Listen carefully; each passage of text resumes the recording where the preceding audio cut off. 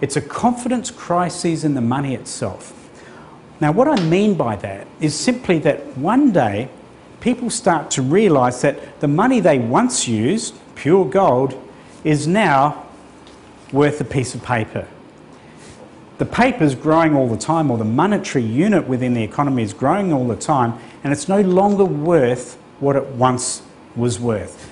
What happens at this point is everybody at the same time discovers that the money is worthless, and that leads to a confidence crisis and collapse. It's always happened. In fact, you see in 1933, what we call the Great Depression really started in 1929, and what it was a confidence crisis worldwide around the value of the money itself.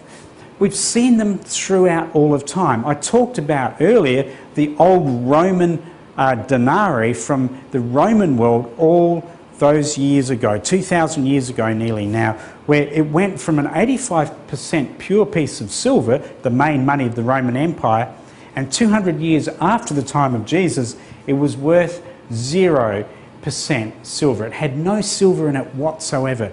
When the people realised the lack of value in the money, but they could remember that once upon a time, the money truly stored the labour of the men and women within the society itself.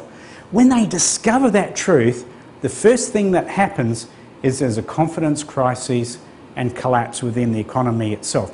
Now, today in the year 2010, we're seeing such massive crises within the world. We're seeing financial institutional collapse.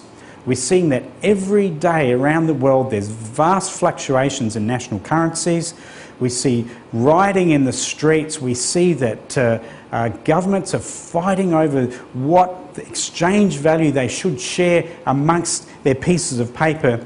And this is all part of this confidence crisis and collapse, which is very much building in the days ahead. We're coming to a point now where this confidence crisis is going to accelerate. And that leads us to what is the final part in the life cycle of money itself.